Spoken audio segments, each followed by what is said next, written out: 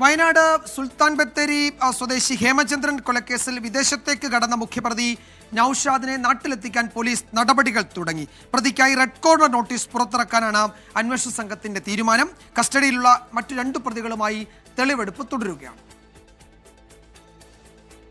1.5 വർഷം മുമ്പ് കോഴിക്കോട് മായനാട് നിന്ന് കാണാതായ റിയൽ എസ്റ്റേറ്റ് ഇടനിലക്കാരൻ ഹേമചന്ദ്രൻ കൊല്ലപ്പെട്ട കേസിലെ മുഖ്യപ്രതി നൌഷാദ് വിദേശത്തേക്ക് കടന്നിരുന്നു.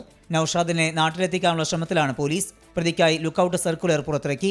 വൈകാതെ റെഡ് കോർണർ നോട്ടീസ് പുറത്തിറക്കുമെന്ന് അന്വേഷണ സംഘം വ്യക്തമാക്കി.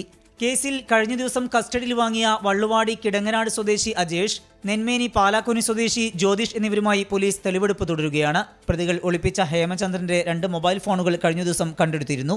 മൈസൂരു ബംഗളൂരു റൂട്ടിൽ റോഡരികിലെ കാട് മൂടിയ സ്ഥലത്തെ പാറകൾക്കിടയിൽ നിന്നാണ് ഫോണുകൾ കണ്ടെത്തിയത്. ഹേമചന്ദ്രനെ കൊലപ്പെടുത്തിയ ശേഷം അന്വേഷണം വഴിതിരിച്ചുവിടാൻ പ്രതികൾ ഈ ഫോണുകൾ വൈത്തിരി, ചേരമ്പാടി, മൈസൂരു, ഗൂഡല്ലൂർ എന്നിവിടങ്ങളിൽ എത്തിച്ചിരുന്നതായി പോലീസ് കണ്ടെത്തി. ഫോണുകൾ ഫോറൻസിക് പരിശോധനയ്ക്ക് അയക്കും. ഹേമചന്ദ്രന്റെ മൃതദേഹം കോഴിക്കോട് മെഡിക്കൽ കോളേജിൽ സൂക്ഷിച്ചിരിക്കുകയാണ്. DNA പരിശോധനാ ഫലം ലഭിച്ച ശേഷം മൃതദേഹം ബന്ധുക്കൾക്ക് വിട്ടു നൽകും. ചിട്ടി നടത്തിയിരുന്ന ഹേമചന്ദ്രൻ നൌഷാദിന് 3 ലക്ഷം രൂപ നൽകാനുണ്ടായിരുന്നു.